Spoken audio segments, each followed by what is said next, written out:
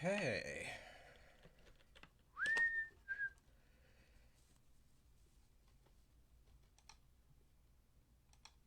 All right. And hello, hello.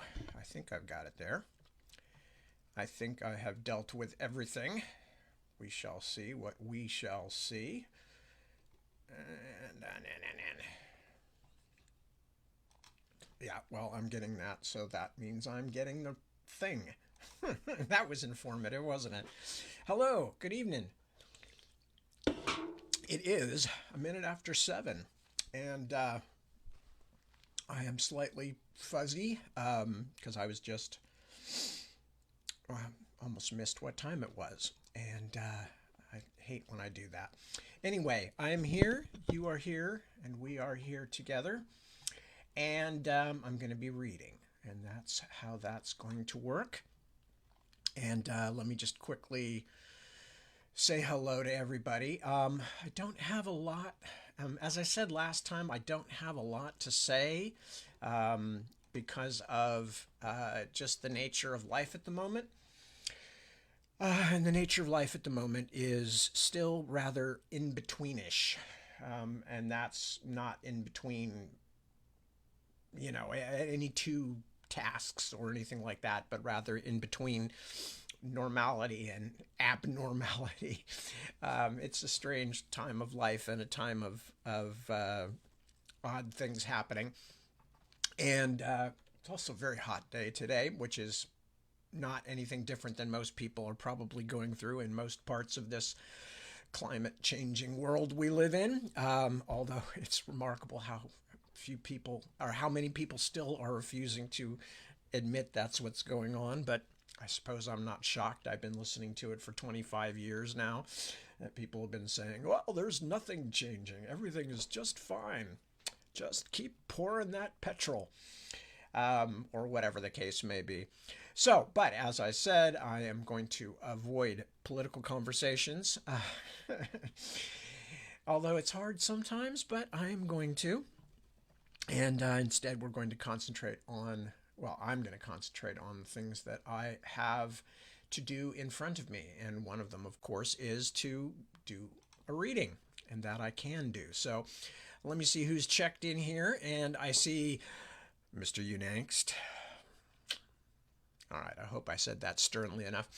Tim Speckins. Hello, Tim. Good to see you. Isaac. A pleasure as always. Jeremy, my friend. Hello. Who else here? Kelly has checked in. Good to see you, Kelly. Barban. Angie. Hello. Ray. Hi. Good to see you too. Becca. That's Becca Werland. Ray Weatherford. And so we've got two Rays here. And Claudia. Hello, Claudia. And Penny Davies and Christy Sanders have all checked in. I'm sure many others will check in as we go. That's who I have so far. And yeah, let me think if there's anything else that needs to be discussed. Just, work and stuff and life and trying to get used to things and trying to make plans about what we're doing next and all kinds of stuff like that. And then in the middle of a hot day, you lie down for a nap and you set your alarm and you sleep right through it. And that's what happened for me today. So I woke up at like 8 minutes to 7. And here I am. So excuse me if I'm going to be a little bit diddly, a little bit fuzzy along the edges, but I'm afraid that's probably going to be the case. I should have had a cup of coffee. But nevertheless, I am going to struggle through with my own clumsiness and my own bad planning, or, well, not bad planning. I had an alarm set, but with my own inability to get up when the alarm went off. And I'm going to read. We've got some exciting stuff to read about today, so I'm going to concentrate on that. Anything else that I needed to mention? Not really. Not really. How's life? Life is lifelike, as usual. We are basically, after we had my dad's funeral last week, everybody kind of scattered. There's a couple of more people. Carolyn Briggs, hello. And James, good to see you. And Jack Barucha and Medardo, hello. Oh, all these people. some very old and dear friends, and others of friends of more recent vintage. But a pleasure to see you all. Um, so anyway, yeah, so the family kind of scattered after that because everybody had been, kind of on hold for a while because of Dad's health. So people had many things to do to accompany kids back to school or to take holidays they had put off or whatever. So as a result, I really haven't talked to anybody, any of my brothers or their kin, for for not quite some time, but for over a week. Um, and so I assume they're all doing okay. I certainly hope so. And we are just kind of making our way forward is really pretty much where it is. And as I said, talking about what we're going to do, and we had not planned to be in this situation anywhere near this soon in the sense of having to make decisions. We had figured that we probably had a year or two of the current status, what was going to be the current status quo. But that's the thing about the status quo. It has a way of changing on you sometimes. And as I quoted, but I think I've quoted it several times, John Lennon's, apparently, I think he did say it. I don't think it's apocryphal, but his comment about life is what happens when you've made other plans. And that's very much where we're at. So everything is a bit higgledy-piggledy and strange. But as a result, I have no connection to the real world at the moment at all. I have all these people that I should have called or had conversations with, or at the very least written to, and that all kind of got pushed aside when we were dealing with various medical crises and things. And so that's kind of where I'm at. I have to start climbing back out from under all of that and figure out, what the triage is, what the order of importance is of who has to be dealt with right away, and and they all are important people, and I want to get back to everybody that I need to get back to or connect with everybody. But there is only one of me and one of Deb, and so we can only move forward so quickly. Other than that, yeah, I mean, I'm working. I pretty much am done with Navigator's Children. We're just waiting to see what's going on in terms of whether the pub date's going to slide. Pub date meaning publication date, not date to go out to the pub. Although I would prefer that actually. And yeah, wanting to get on to the next projects, as always. That is a sovereign cure for all kinds of things, is to be able to immerse oneself in a new project. Not that I haven't been loving The Last King of Ostenard, but I've been working on it since like 2014, so it will do me good when I can be planning a new thing. And planning is always better anyway, and I think I've said this before. Planning is what happens when everything is still perfect, and that's because it's in your head. And that's, you all know this, everybody knows this, but it's whether it's rearranging your living room or whether it's writing a book or getting a new job or moving to a new city. When you're thinking about it, when you're planning it before life has presented the little rough bits that it wants you to meet, everything is magical and possible. And that's new book projects for me anyway, are always the same way. And it's been a long time since I've been able to do that. Not that I don't sort of start over afresh with each new book. In a sense, I do. But when you're talking about a project like the one that I'm just finishing, it's all wrapped up together and it's all combined, and it takes. It doesn't take the same kind of starting from scratch process, and therefore there is not the same freedom of starting from scratch each time, and that ability to just sort of go, well, what do I want to do and where could it go, and I miss that, and I'm looking forward to when I next get that, which hopefully won't be too long. Anyway, so I am going to continue reading is what I am going to do. And yes, I'm starting slightly earlier, but as I said, I don't really have a lot to say. So I am going to concentrate on reading instead. And let me see who else has showed up. Greg, hello, Greg. Good to see you. Good Jurassic. A pleasure. Again, I hope I'm probably mangling your name, and I apologize. I do the best I can, but it's guesswork. It's always guesswork.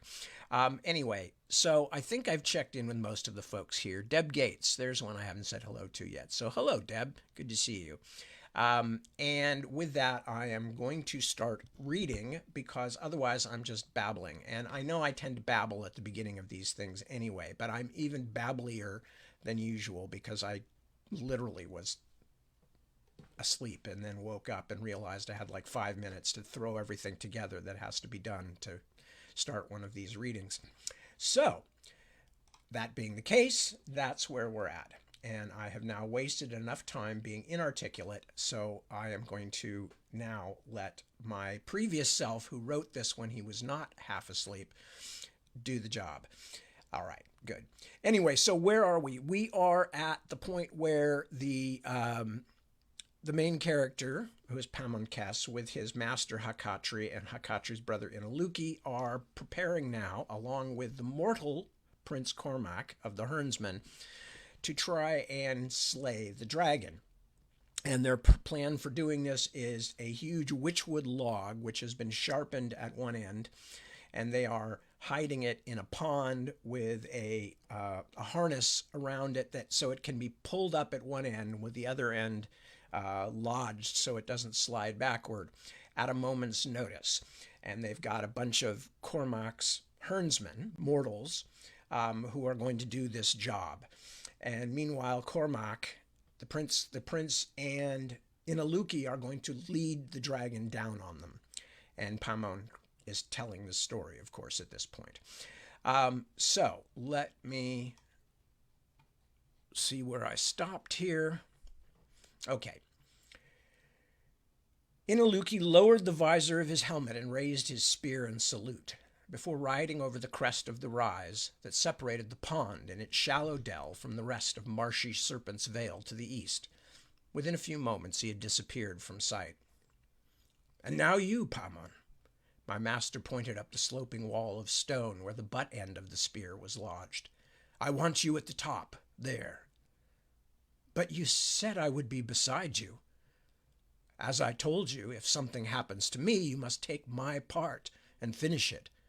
If you are standing too close beside me and I fall, you will likely fall too.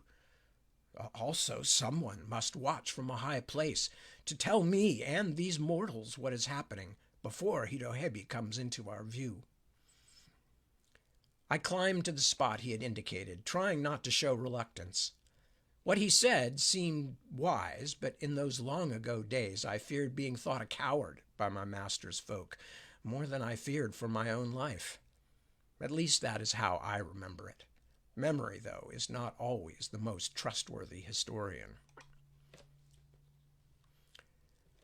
From the top of the stony slope above the pond, I could see far beyond the rise, where Inaluki now rode back and forth on lithe, proud bronze, the war ribbons on his spear fluttering like a flag as he waited to do his part. Beyond him, and much smaller, I could just make out Cormac, mounted on my lord's pale horse, Seafoam. The mortal prince had opened the exile's jar and dipped in the twiggy broom, and as he rode deeper into the swampy valley, he waved it in the air, spreading the scent. After a few more moments, Cormac vanished behind a row of leaning, broken trees, and I could not see him any more. It was not too much longer, though, before the breeze brought me my first smell of the dragon's spoor from Zaniko's jar. I saw my master wrinkle his nose and turn his back to the wind. A moment later it struck me, too, a dreadful stench, even at such a distance.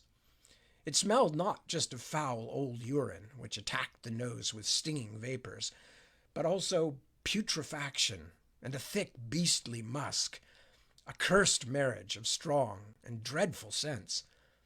The hernsmen holding the ropes on either side of the pond began to groan and protest.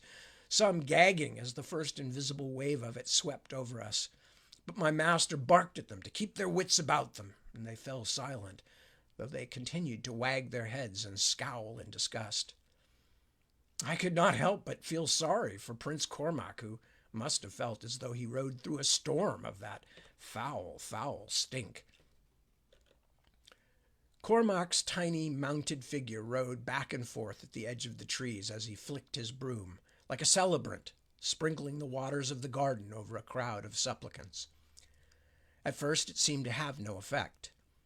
What felt like an hour crept by, and even I, wound as tight as the string of a harp, began to think that the worm spoor had failed, that we would have to try to lure the creature out of its nest by more direct methods. The sun had set a short while earlier, and though the hills and watery dales were still lit by the white twilight sky, evening was close at hand, and distant objects were becoming harder and harder to see. Because of that, I did not notice for a span of several heartbeats that something had swayed up out of the swamp beyond Prince Cormac. Even when I finally saw it, it seemed nothing more at first than another tree trunk bending in the freshening evening breeze, but its motions were different than the other trees, which bent as one thing in the wind. Cormac was still doggedly riding back and forth at the edge of the deepest part of the swamp as I realized the truth. "Master!" I cried. "It comes! The worm is roused!" At my sudden call, cries of alarm came from the herdsmen below me, though I doubt most of them understood my Zediah words. Some of the mortals who had let go of their ropes now floundered and splashed in the muddy shallows as they tried to find them once more. I could not say with certainty that Cormac heard my cry of alarm, but just as I shouted, he turned and saw the great head on its long neck, watching him as intently as a viper that has spotted a rabbit. To my surprise, though, the prince did not immediately turn and ride away, but continued to canter back and forth, waving his worm-bepissed broom in the air. I faintly heard him shout, "Ha! You darksome thing! Are you afraid of men of the West? Come out, you stinking snake with legs!" Now the great dark head swayed again, following his movements. A heartbeat later, the beast abruptly began to move out of the rack where it had been hidden, its long neck dropping down as it wound toward the mortal prince through the broken trees and undergrowth, its dreadful bony head seeming almost to float in the air. Cormac was brave, but he was no fool, and it had become clear in an instant that the worm, despite its great size, could move almost as swiftly as a running horse. Cormac turned Seafoam and dug in his heels. Then they sprinted away over the marshy ground, sending up gouts of muddy water each time Seafoam's hooves touched down. "Cormac is coming!" I shouted. "The worm follows!" "Where's my brother?" Hakatri moved in beside the mortal men to steady them. If their hearts had suddenly grown faint, I did not blame them. On top of my stony rise, I was the safest of all, yet I was terrified. He is waiting, my lord," I shouted. "Inaluki sees the prince coming, and he waits." "Pray to the garden he does not wait too long," Hakatri called. "Tell me when he starts toward us." The evening light had now turned blue and subdued. Things silhouetted against the sky seemed clear and distinct, but details closer to the ground were murky. Prince Cormac guided nimble Seafoam up the rise, dodging from one high, dry place to another, and in that moment I was glad beyond telling that the brave mortal rode my master's swift, clever steed. The dragon's short but powerful legs drove it across the swampy ground with frightening speed, and its size meant that even the deepest pools and muddiest bogs did not slow it. Indeed, the weight of its massive body and long, dragging tail emptied even the largest ponds as it wallowed through them, splashing up great peacock tails of dirty water. I remember the immense jagged jaws hanging open and a tongue the color of slate. I also remember its black and gold eyes seemed to glow like lanterns, though that may have just been a moment's reflection of the fading western sky. All I have is memory, after all. As Cormac neared the place where Inaluki waited on his stallion, Bronze, the last of the dragon's immense body became visible as it clambered out onto open ground. Its size was even more astonishing than I had realized when we first saw it. A nightmare out of another time, another world. It was as long from head to tail end as an ocean-going ship, 40 cubits of powerful sinew, plated black armor, and murderous jaws. I confess that in that moment I lost hope. I could not imagine anything even slowing such an abomination, let alone killing it, and it took every bit of bravery I had to stay where I was, though my master was the one in the greatest danger. "Where, my lord?" I cried. "It has almost reached the top of the rise." "Is Inaluki riding?" he called. "Not yet. He is lifting his spear." "Spirits of the garden, what is he thinking?" I heard true despair in Hakatri's voice, something I had never heard from him before. "Do not stay, you fool!" he shouted to his brother. "Ride to us! Ride!" Inaluki rose then, standing in his stirrups, as the worm came scraping up the rise toward him, its great claws tearing up and flinging aside dirt and large stones as if they were dandelion fluff. As Prince Cormac reached Inaluki and rode past him, the creature was only a few dozen paces behind. Inaluki drew back his arm and flung his spear with all the force he could muster. It flew, straight and true, and struck the monster just below its eye, which was set in a ring of bony armor like a sacred jewel in a temple wall. He missed the eye by a hand's breadth only, but so mighty was Inaluki's cast that his spear pierced the plate of the dragon's cheek, sank in, and stuck there quivering. The great worm did not even slow a step. Inaluki yanked hard at Bronze's rein, and they turned and leaped up the slope with the monster close behind them. Each moment thereafter seemed to happen as if I were dreaming. I could see all, but do nothing. The worm still did not roar, or even growl as it charged after Inaluki, but made a dreadful hissing noise like water thrown on hot embers. His spear cast may not have wounded it badly, but it had fixed the monster's attention and its anger on him. Prince Cormac crested the rise first, then headed Seafoam to one side, as he and my master had planned, while the creature followed Inaluki on Bronze, as the horse dug his way up the last part of the slope. None of the waiting herdsmen had yet seen the monster, so when Cormac appeared, they cheered to see him safe. An instant later, Inaluki appeared behind him, crouched low in the saddle.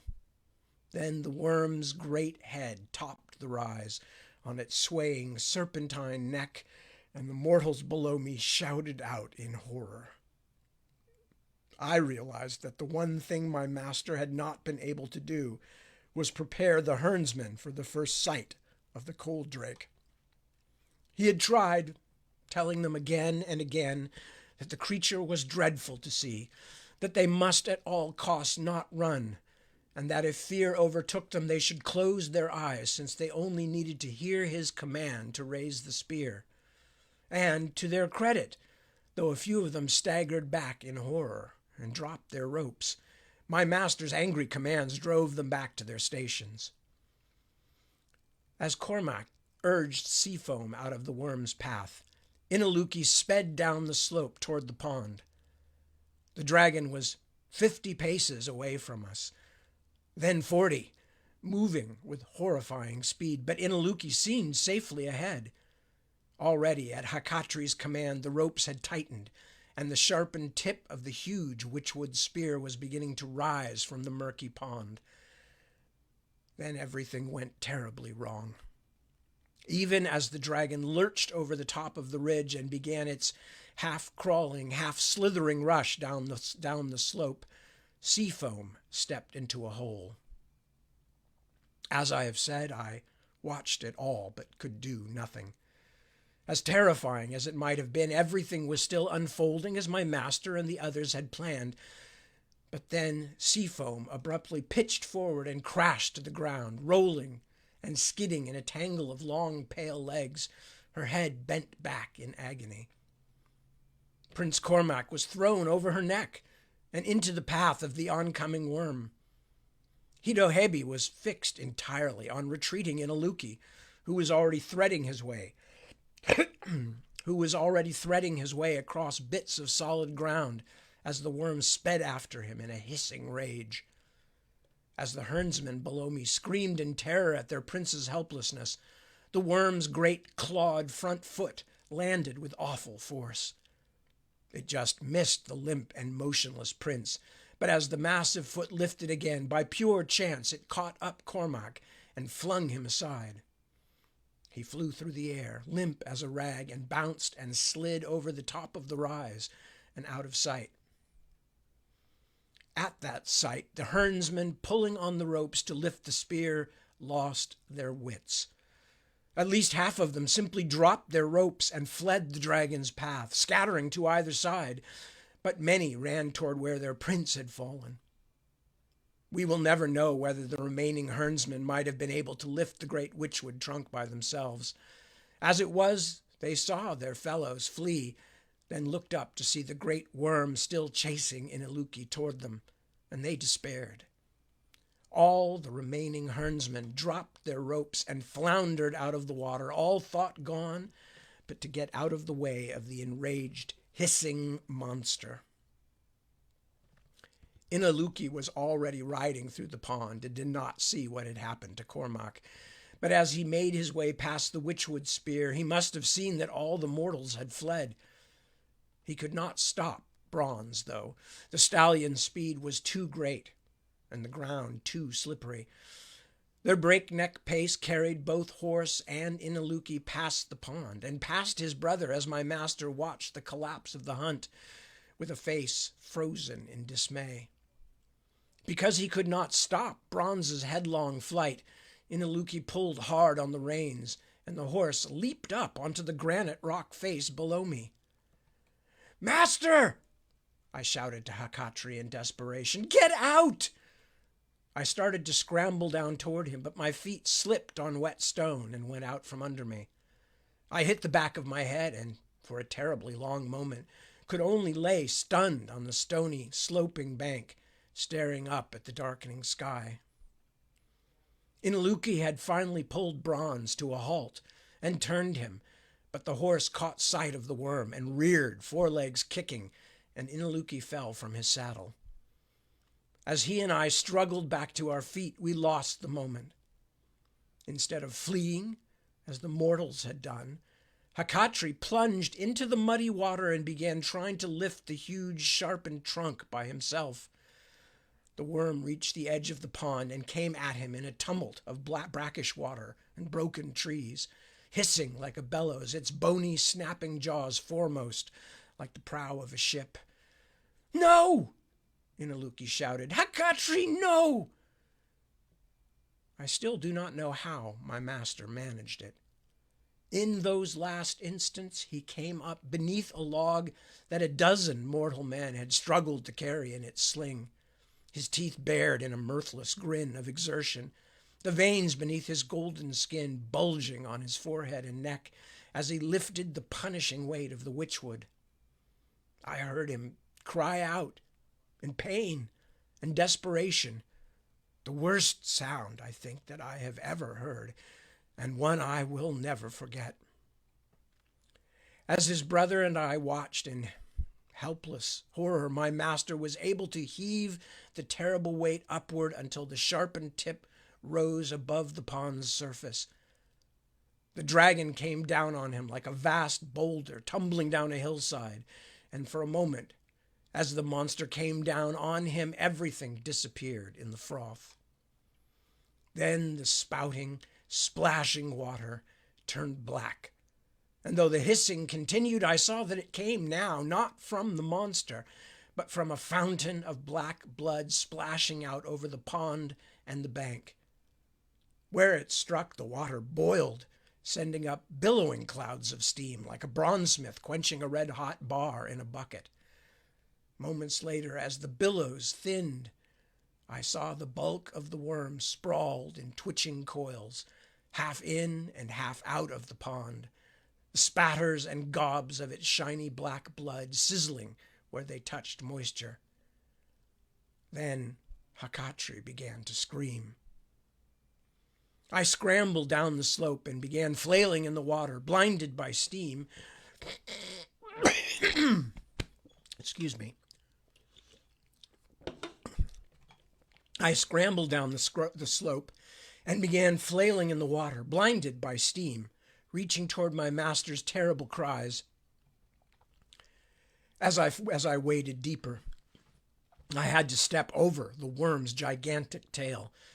I should have looked first to make certain the beast was truly dead before turning my back on it, but at that moment all I could think of was Hakatri. His cries were terrible beyond describing. There were no words in them, only the raw sound of agony. I found him before I could see him, my hands closing on his arm. Then, as I began to drag him toward the edge of the pond, I felt a fierce burning pain from the smears of dragon's blood scorching through my gloves. I shucked them and threw them away, then wriggled out of my cloak and wrapped it around Hakatri's arm. Thus, protected for a moment, I was able to ignore the pain of my own burns long enough to drag him toward the shore of the pond. His terrible cries did not abate. A few moments later, Inaluki reached me, and together we pulled Lord Hakatri up the bank so that only his feet were in the water. He was still screaming. Muddy water and black blood covered his face, so I used the cloak to wipe it away, but my master was insensible of anything except the pain. I splashed water on him in a frantic effort to wash off the worst of the worm's blood. I could see it steaming in spots, as though my master himself had become red-hot metal, but it did not seem to do any good. "His armor!" Inaluki said, then shoved me roughly to one side and began to cut away the thick leather straps of my master's witchwood breastplate. In a few moments he was able to pull it away, then we rolled Hakatri off the back plate and into the pond once more, scrubbing him with gobs of mud and my cloak, which was already falling apart simply from touching the dragon's caustic essence. Doing my best to ignore my master's dreadful cries, though my eyes were so full of tears I could scarcely see, I helped Inaluki strip his brother naked as we raced to wipe all the scorching blood from his skin.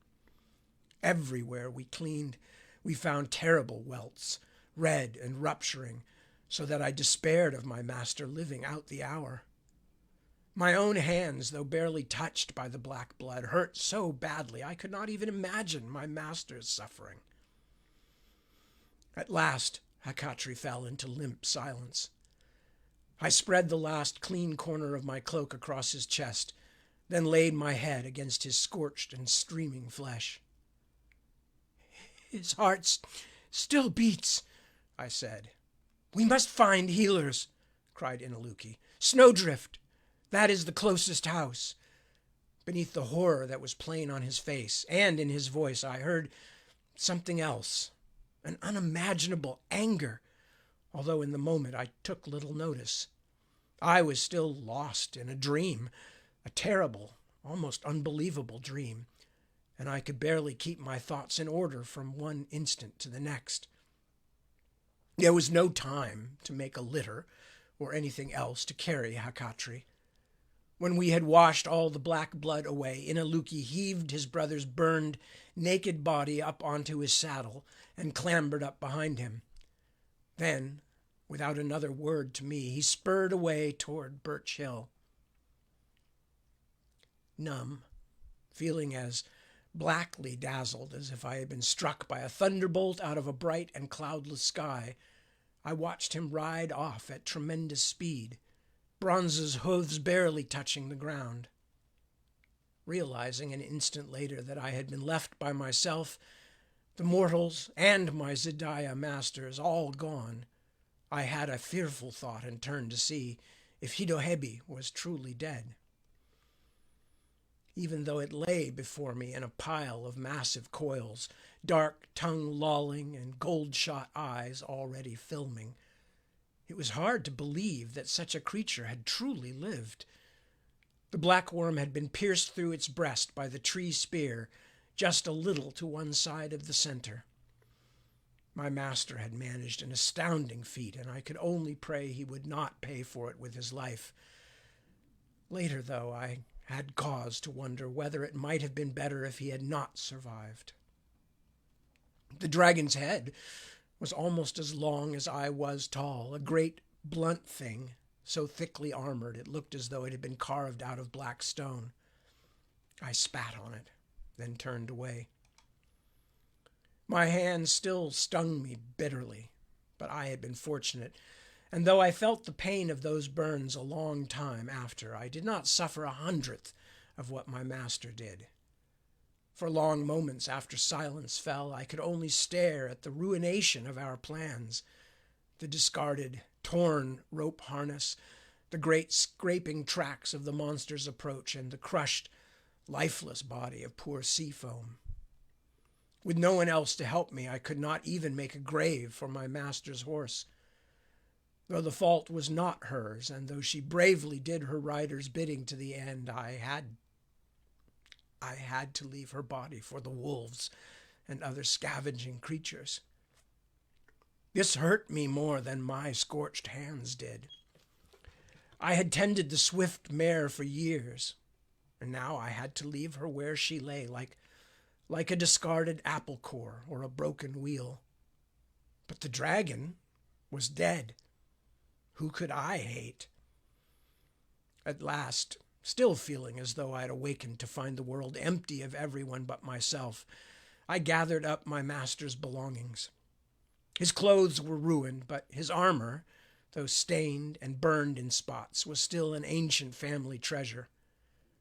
I found his sword, Indraju, still in its scabbard, the belt burned through in the first moments of the dragon's thrashing death, and I took that too. I wrapped them all in my tattered, wet cape, then climbed onto the saddle of Hakatri's warhorse, wincing as I took the reins. Frostmane started a little as I mounted, though I had cared for him for years. "I know," I said as he paced in a restive circle. "The world has turned upside down." I pointed his nose toward Birch Hill, then took one last look at the place where everything had changed so suddenly and so dreadfully. The evening light was almost completely gone. The great sprawling corpse of the dragon might have been a pile of rocks or a huge fallen tree. I turned away from the scene of devastation and gave Frostmane my heels. The world was growing dark around me. It did not feel as though the sun would ever rise again.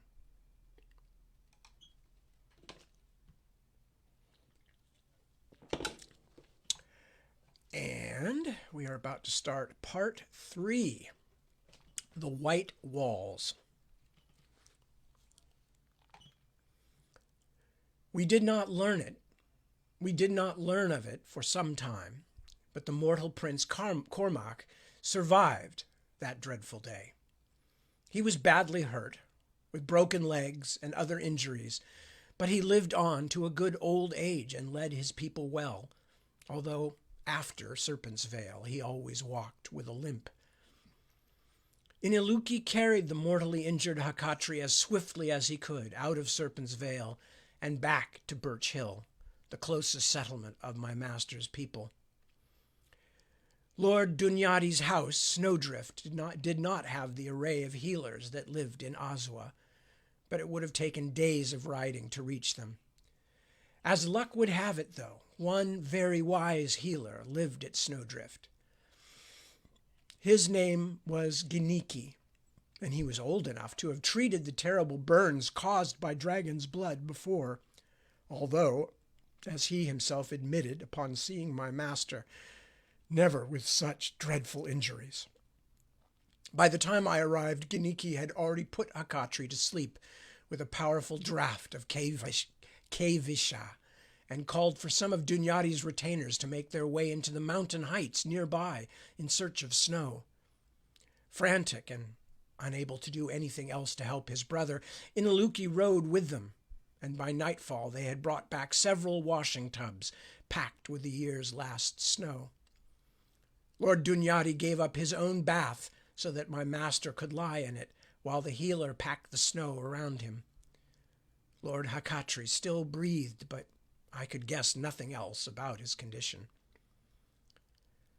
I sat with him that way for 2 days. I could not even hold his hand or touch him, though I ached to, because the lightest brush of fingers on his skin, even those places that showed no mark of being burned, made him moan and writhe. He did not speak except for once, when he suddenly awakened, tried to sit up, but could not, and said very clearly, "Again and again she peers behind the veil. The cold ones outside are taking notice." He mumbled a few more words after that, but I could make nothing of them. Then he lapsed back into insensibility again. I have never wept so much, not even when I was a child. I was certain it was only a matter of hours, days at the most, before my master died. On the 3rd day after Hakatri had been put into his snow bath, Lord Dunyadi's daughter, Himuna, came to my master's bedside. Her manner was calm and her words measured, but her sadness at Hakatri's suffering was evident. "How fares your lord today, Armiger Pamon?" she asked me. "I wish I could tell you he seemed better, my lady, but I see no improvement," I admitted. Himuna was Birch Hill's chief celebrant, not the sort who wanted foolish optimism. He cries out in his sleep betimes, as though he dreamed the worm's attack again, but he says many other things that make no sense at all. "None of us can guess what your master might be seeing," she told me. "The touch of dragon's blood brings the dream road close, but that road is always full of phantoms." Himuna shook her head. "In any case, it is not Lord Hakatri I have come for, but you." "Me?" I was more than surprised. "Why, Swesa?" "Because Lady Amarasu wishes to speak with you." I leaped up, startled but also relieved. Surely Amarasu would know what to do. Surely the Sansara would put things to right, or at least as much as could be put right after such a terrible tragedy. "First grandmother is here?" No, I have spoken to her through a witness. Now she wishes to have words with you." "But why?" "That is not for me to say, Armiger, but you should not keep her waiting. Follow me." I had scarcely left my master's side since we had come to Snowdrift, terrified that his last moments might occur while I was away. Still, I could not imagine turning down Amarasu, even were she not the oldest and greatest of my master's folk. Above all else, she was Hakatri's mother, and I knew her heart must be aching. When I was young, I was felled with a wasting illness, and my mother, Enla, did not leave my side even when the fever took her as well. I lived. My mother did not. My father barely spoke for months afterward and was never the same. From the day she was buried on the headland, he all but made the stables his home, and because of that, I did too. I followed Himuna through the bright hallways, blind to the beauty of Snowdrift's decoration. Let me start that sentence again. I followed Himuna through the bright hallways, blind to the beauty of Snowdrift's decoration, as I was blind to everything but my master's suffering. She led me into Lord Dunyadi's residence. His wife, Usuna, had died many years before, but none of her things had been removed. A delicate robe, the color of a summer sky, still hung on a peg on the wall, as if she might return at any moment and wish to put it on. A polished, intricately carved table still held Usuna's jewel box and mirror, and for a moment I thought the mirror might be the witness that Himuna had mentioned. It was very old, and its frame was beautifully ornamented. But she led me through the apartment without pausing, then slid aside a panel to reveal another room. Much of the center of the room belonged to a living birch tree, which stood in an open space in the middle of the floor, rooted directly into the hill beneath snowdrift. The roof was open, just like the floor, and though the tree's branches did not reach past the ceiling, nothing stood between them and the sky, sun, and rain clouds. "This ancient birch came from the lost garden as a seed," Himuna told me. "While others hoarded witchwood to bring to the new lands, my forebears wanted something that spoke to them of their old home. It was a beautiful tree, resplendent in that moment with green spring leaves, the bark so white that it looked as though it had been washed and polished within the last hour. Perhaps it had been. I never asked. Beneath the tree and set on an otherwise empty table stood an upright mirror. It was the size of my 2 palms, side by side, and its frame was almost the opposite of Lady Uzuna's dressing mirror, an undecorated black oval with a stand to hold it upright. "I will leave you alone," said Himuna, showing me a deference that confused me. I was nobody. Was she honoring the mere fact that Amaterasu wished to speak with me? I have never used a witness, my lady. I have seen my master use one, but it is mysterious to me. All you need to do is to sit before it. Here." She took a stool from against one wall of the room. "If the Sansara wishes to speak to you," and she said that she did, "she will do the rest. Just sit and look at your reflection." The celebrant went out then, leaving me alone beneath the tree and the patch of open sky. A cloud passed over the house, momentarily darkening the room, and a fine mist of rain floated down onto the leaves and my face and hands as I sat looking at my reflection. It was not an edifying sight, nor an entirely familiar one. It has never been my practice to stare at myself in a glass, though of course I knew how I looked, and the face that gazed back at me seemed even less interesting than usual. Back in Ozawa there were always many other Tanukadaya to see, but except for the 2 ladies of Ravensperch, I had been in the company of only mortals and my master's folk for more than a moon's waxing and waning. It was hard to believe the unexceptional being looking dully back at me had lived through so much in such a short time. As one of the ocean children, I do not have the shaggy animality of the mortals, for which I am very grateful, but neither do I have the gem-like near perfection of the Zedaya, who even in great age retain all their grace and most of their youthful beauty. Instead, I was then, and remain, something in between, neither one nor the other, and I felt it sorely.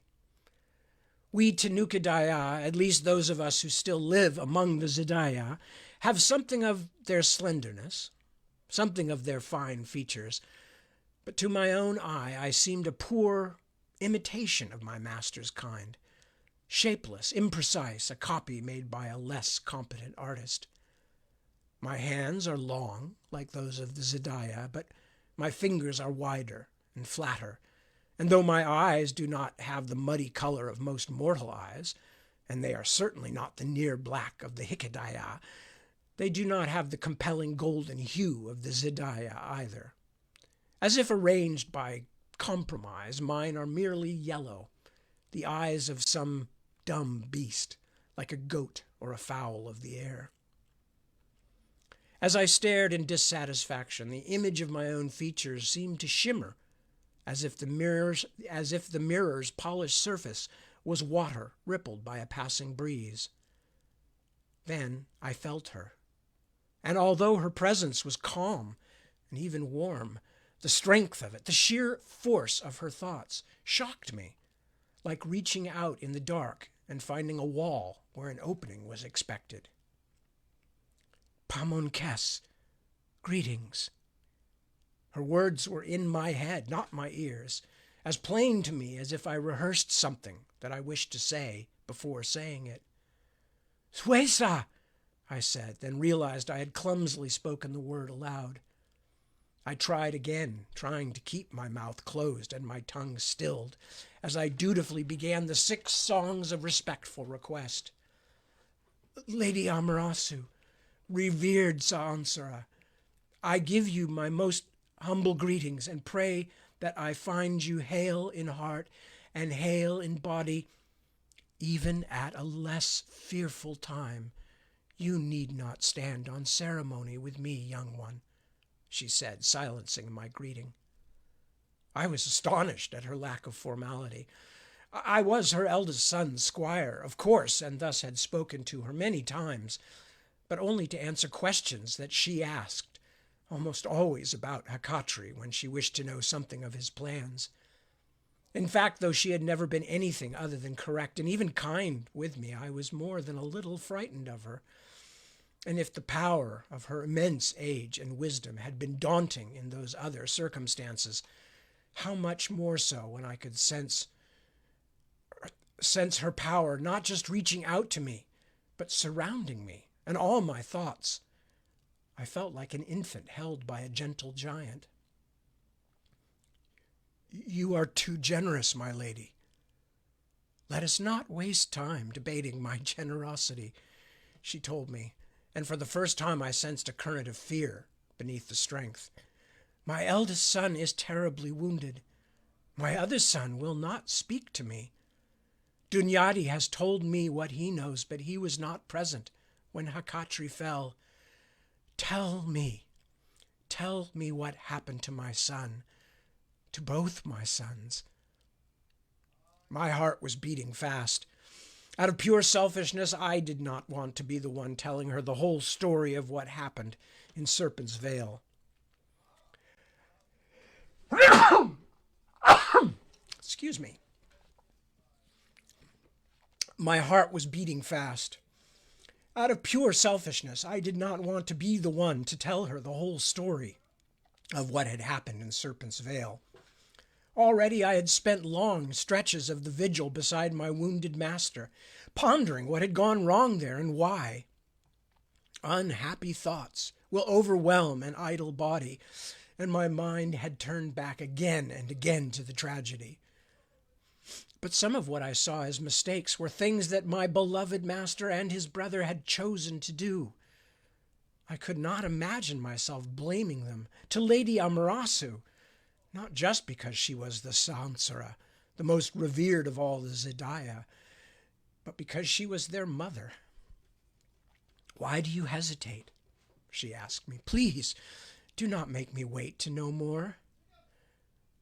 Only to put the thoughts in my head into some kind of order, I told her, though our connection through the witness seemed so intimate that I felt sure she could guess I was not telling her the entire truth. First tell me of my eldest son. I have had Dunyadi's account, but I want to hear from you. Does Hakatri suffer? Is he in pain?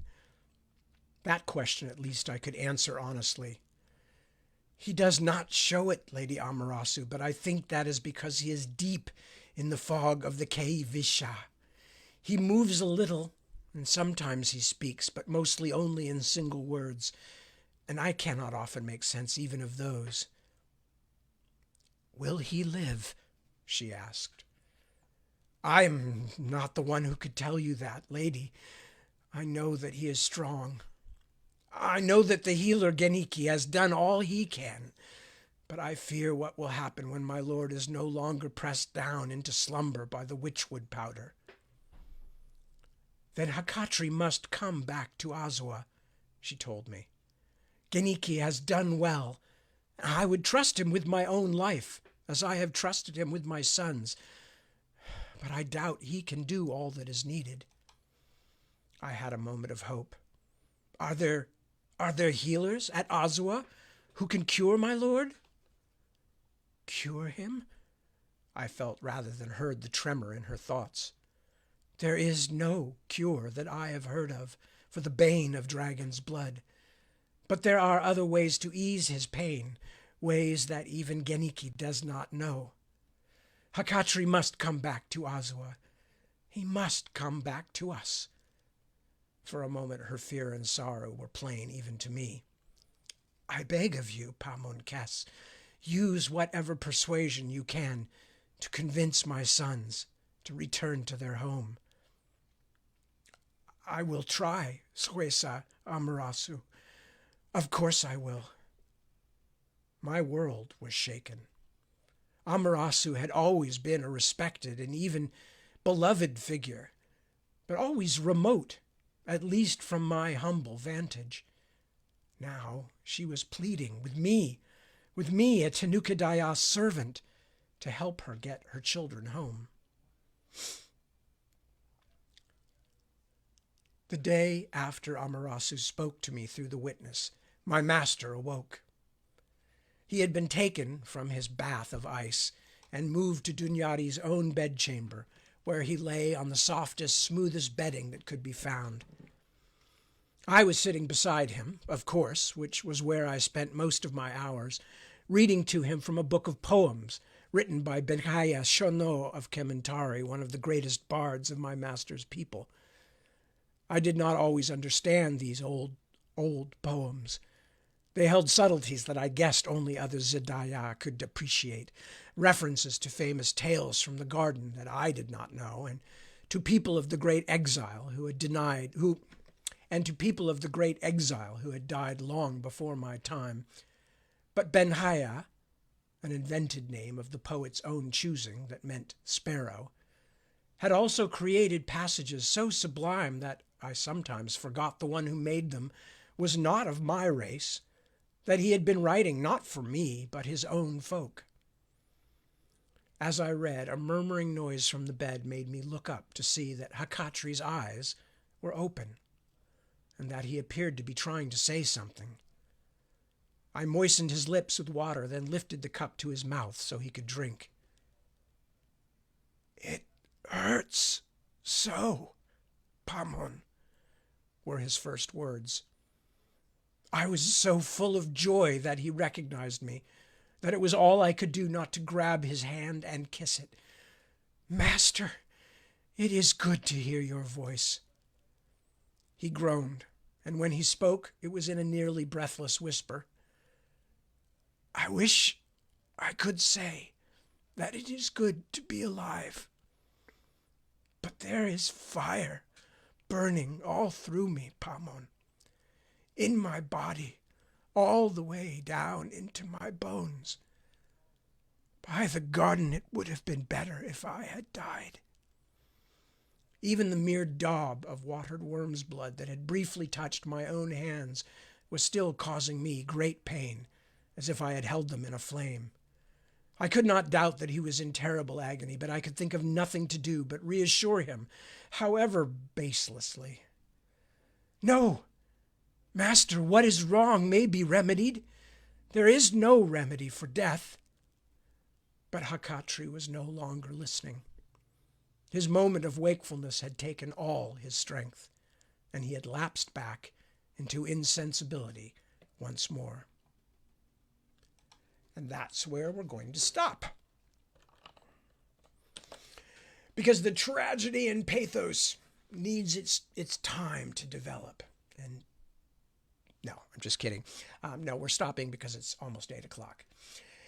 Anyway, so let me see. Everyone else here, was I still online? I think I was online. I think I was still online. Anyway, good to see you. New people showed up. JC, hey buddy, how you doing? And with that, I am going to, oh God, it keeps doing it to me. My mom keeps telling me I have comments, and then when I try to look at them, they are gone. A few other people showed up. Pierre Danger Fuqua, Pamela showed up. And who else? JC, Arkham, I just said hello to. James, I think I said hello to already. Cliff, hello Cliff, and Lalani. There are a few more. So anyway, with that, I am going to wrap it up for the evening. I thank you for joining me. I thank you for putting up with my just woke up babbling at the beginning of the broadcast. People watching this on later on YouTube or whatever are going to wonder what was going on with that. What's with that guy? He's just like talking nonsense. But you try waking up 8 minutes before you have to do a reading. It takes a while for the brain to start up again. At least it does mine. It's like an old Model T. You know, you got to crank it and crank it and crank it. Anyway, so that is what is happening. And what is happening is me saying thank you so much. It was a great pleasure to be able to spend some time with you, as always. And I hope you will come back and join me very soon. Why am I not getting that there? Hang on just a second here. Let me just make sure I've got all this stuff happening. Okay. Yes, we're all good. Okay, so be good to yourselves. Take care of yourselves. Life is difficult, but I know you can make it. I know you can do it. And I will see you all very soon. Next week, as far as I know of no reason why I won't be able to do a reading next week. So we will continue from here at that point, and I will be doing the same times, I assume. If not, I will let you know via my social media.